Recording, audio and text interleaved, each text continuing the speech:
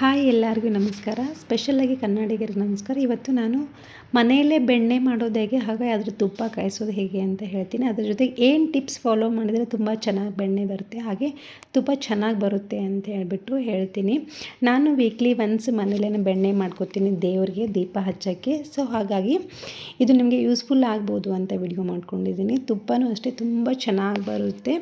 ನಾನು ಬರೀ 1 ವೀಕ್ ಇದ್ದಷ್ಟೇ ತೊಗೊಂಡು ಮಾಡ್ತಾಯಿದ್ದೀನಿ. ನೋಡಿ, ನಾನು ಇದ್ರ ಫುಲ್ ಈ ಬಟ್ಲು ತುಂಬ ನನಗೆ ಡೈಲಿ ಹಾಲು ಕಾಯಿಸಿದ್ದೆಲ್ಲ ನಾನು ಅದ್ರ ಮೇಲಿನ ಕೆನೆನ ಎತ್ತಿಟ್ಕೋತಾ ಇದ್ದೆ. ಅದು ಇದು ಒಂದು ಫುಲ್ ಬಟ್ಲ ಆಗಿದೆ. ಇದನ್ನು ಫ್ರಿಜ್ಜಲ್ಲೇ ಇಟ್ಕೊಂಡಿದ್ದೆ. ನಾವು ಮಿಕ್ಸಿಗೆ ಹಾಕೋಕ್ಕೂ ಮೊದಲೇ 1 ಅವರ್ ಮುಂಚೆ ಹೊರಗಡೆ ಇಟ್ಕೋಬೇಕಾಗುತ್ತೆ.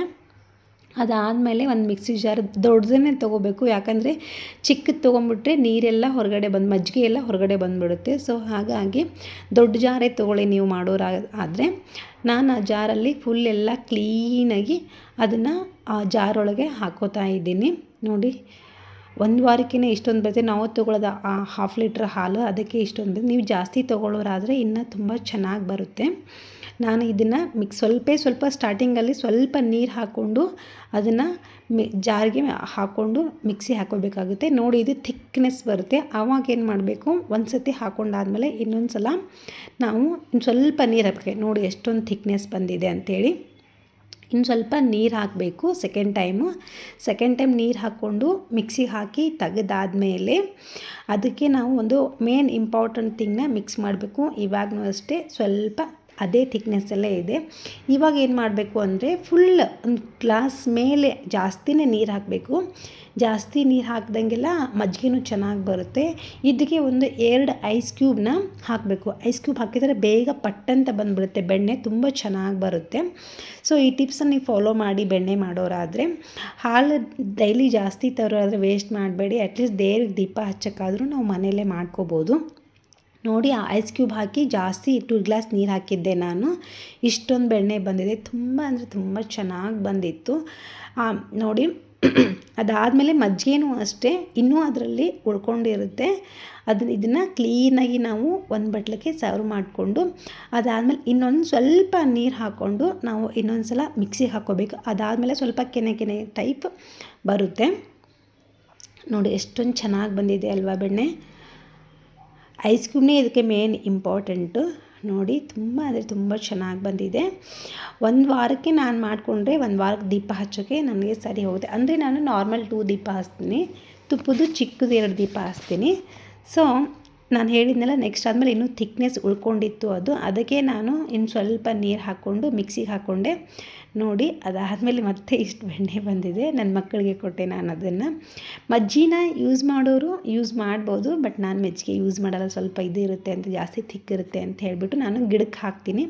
ಗಿಡಕ್ಕೆ ಹಾಕಿದರೆ ಸ್ವಲ್ಪ ಚೆನ್ನಾಗಿ ಬರ್ತವೆ ಹೂಸೆಲ್ಲ ಅಂತ ಹೇಳ್ಬಿಟ್ಟು. ನೀವು ಯೂಸ್ ಮಾಡೋರಾದರೆ ಮನೇಲೇ ನೀವು ಊಟ ಮಾಡೋದ್ರೆ ಮಾಡ್ಬೋದು. ಇಷ್ಟ ಆಯಿತು ಇದು ನನ್ನ ಬೆಣ್ಣೆ ಕತೆ. ಇದನ್ನು ಕಾಯಿಸಿದರೆ ಏನು ಟಿಪ್ಸ್ ಫಾಲೋ ಮಾಡಬೇಕು ಕಾಯಿಸಿದ್ರೆ ಅಂತ ಹೇಳ್ಬಿಟ್ಟು ನಮ್ಮ ಅತ್ತೆ ನಮ್ಮಮ್ಮ ಎಲ್ಲ ಅದೇ ಟಿಪ್ಸ್ ಯೂಸ್ ಮಾಡ್ತಾರೆ. ನಾನು ಅದನ್ನು ನಿಮ್ಮ ಜೊತೆ ಶೇರ್ ಮಾಡ್ಕೋತೀನಿ. ನೋಡಿ, ಮಜ್ಜಿಗೆನ ಹಾಗೆ ನೋಡೋಣ ಅಂತೇಳ್ಬಿಟ್ಟು ನನ್ನ ಮಕ್ಕಳಿಗೆ ಕೊಡೋಣ ಅಂತೇಳಿ ಹಾಕಿದ್ದೀನಿ. ಆಹಾ, ಕುಡಿಯೋದೇ ಇಲ್ಲ, ಓನ್ಲಿ ಬೆಣ್ಣೆ ಒಂದೇ ತಿಂತಾರೆ. ಸೊ ತುಂಬ ಚೆನ್ನಾಗಿ ಬಂದಿತ್ತು ಬೆಣ್ಣೆ. ಇವಾಗ ಇದನ್ನು ಒಂದು ಚಿಕ್ಕ ಪಾತ್ರೆಗೆ ಹಾಕ್ಕೊಂಡು ನಾನು ಕಾಯಿಸೋಕೆ ಇಟ್ಕೊತಿದ್ದೀನಿ. ಕಾಯಿಸೋಕ್ಕಿಡುವಾಗ ಏನು ಟಿಪ್ಸ್ ಫಾಲೋ ಮಾಡೋದು ಅಂತ ಹೇಳ್ತೀನಿ ನಿಮಗೆ. ಅದಾದಮೇಲೆ ಯಾವಾಗಲೂ ನಾವು ಕಾಯಿಸುವಾಗ ಚಿಕ್ಕದು ಒಲೆ ಮೇಲೆ ಇಡಬೇಕಾಗುತ್ತೆ. ಚಿಕ್ಕ ಒಲೆ ಮೇಲೆ ಇಟ್ಕೊಂಡ್ರೆ ಚೆನ್ನಾಗಿ ಇದು ಬರುತ್ತೆ ಅಂತ ಹೇಳ್ಬಿಟ್ಟು. ದೊಡ್ಡದ್ರಲ್ಲಾಗ್ಬಿಟ್ರೆ ಪಟ ಅಂತ ಸಿಡಿದು ಒಂದು ಹೊತ್ತೋದು ಸ್ಮೆಲ್ ಆ ಥರ ಬರ್ತಿರುತ್ತೆ. ಸೊ ಹಾಗಾಗಿ ನಾನು ಚಿಕ್ಕ ಒಲೆ ಮೇಲೇ ಇಟ್ಕೊಂಡಿದ್ದೀನಿ. ಚಿಕ್ಕ ಒಲೆ ಮೇಲೆ ಇಟ್ಕೊಂಡು ನೋಡಿ, ಸ್ಲೋ ಅಂದರೆ ಚಿಕ್ಕ ಒಲೆ ಕೂಡ ಜಾಸ್ತಿ ಉರಿ ಬರ್ತಾನೆ ಇರುತ್ತೆ. ನಮಗೆ ಚಿಕ್ಕದಂತ ಅನಿಸುತ್ತೆ ಅಷ್ಟೇ. ನೋಡಿ, ಈ ಥರ ಆಗಿದೆ ಇದು. ನಿಜ ಹೇಳ್ತೀನಿ, ನಾವು ಹೊರಗಡೆ ಹೇಗೆ ತರ್ತೀವಲ್ಲ ಅದೇ ಥರನೇ ಆಗುತ್ತೆ ಬೆಣ್ಣೆ. ನೀವು ಎಷ್ಟು ಹಾಲು ತರ್ತೀರಾ ಅದರಲ್ಲೇ ನೀವು ಬೆಣ್ಣೆ ಮಾಡೋದನ್ನು ಕಲ್ತ್ಕೊಳ್ಳಿ, ತುಪ್ಪ ಮಾಡೋದನ್ನು ಕಲ್ತ್ಕೊಳ್ಳಿ. ತುಂಬ ಚೆನ್ನಾಗಿರುತ್ತೆ ಮಕ್ಕಳಿಗೆ. ಆಮೇಲೆ ಯೂಶ್ವಲಿ ನಾವು ಸ್ಯಾಂಡ್ವಿಚ್ಚು ಅದು ಇದು ಮಾಡುವಾಗೂ ಬೆಣ್ಣೆನ ಯೂಸ್ ಮಾಡಿಕೊಂಡ್ರೂ ತುಂಬ ಚೆನ್ನಾಗಿರುತ್ತೆ ಅಂತ ನಾನು ಸಜೆಸ್ಟ್ ಮಾಡ್ತೀನಿ. ಇಷ್ಟಿದು ಕುದಿ ಬರ್ತಾ ಇದೆ. ಇವಾಗ ಏನು ಮಾಡಬೇಕು ಅಂತಂದರೆ ನಾವು ಒಂದು ಚಿಕ್ಕದು ಹಾಕ್ಕೊಳ್ಳೋ ಎಲೆ ಇರುತ್ತಲ್ಲ, ಎಲೆ ಅಡಿಕೆ ಹಾಕೋತಾರಲ್ವ, ಆ ಎಲೆಗೆ ಸ್ವಲ್ಪ ವಿಭೂತಿ ಪುಡಿನ ಮಿಕ್ಸ್ ಮಾಡಬೇಕು.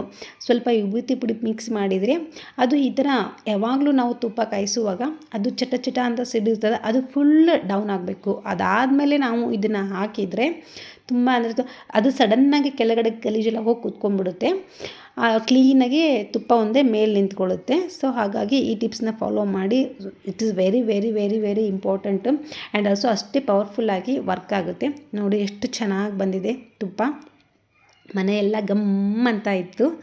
ಸೊ ಹಾಗಾಗಿ ಶೇರ್ ಮಾಡಿಕೊಂಡೆ, ನಿಮಗೆ ಯೂಸ್ಫುಲ್ ಆಗುತ್ತೆ ಅಂತ ಹೇಳ್ಕೊಂಡು ನಾನು ಶೇರ್ ಮಾಡಿಕೊಂಡೆ.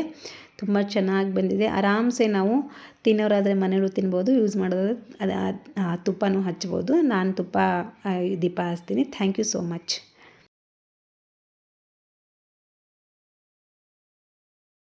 ಯಾರೆಲ್ಲ ವಿಡಿಯೋ ನೋಡಿದಿರಲ್ಲ ಅವ್ರಿಗೆ ನನಗೆ ಹಾರ್ಟ್ಲಿ ಥ್ಯಾಂಕ್ ಯು. ಯಾಕಂದರೆ ಟೈಮ್ ಅನ್ನೋದು ವೆರಿ ವೆರಿ ಪ್ರೀಶಿಯಸ್. ನಿಮ್ಮ ಟೈಮ್ ಇಟ್ಟು ನನ್ನ ವಿಡಿಯೋ ನೋಡೋದಕ್ಕೆ, ಹಾಗೆ ವಿಡಿಯೋ ಯೂಸ್ಫುಲ್ ಆದಾದರೆ ಲೈಕ್, ಶೇರ್, ಸಬ್ಸ್ಕ್ರೈಬ್ ಮಾಡಿದ್ದಕ್ಕೆ ನಿಜವಾಗ್ಲೂ heartly thank you so much.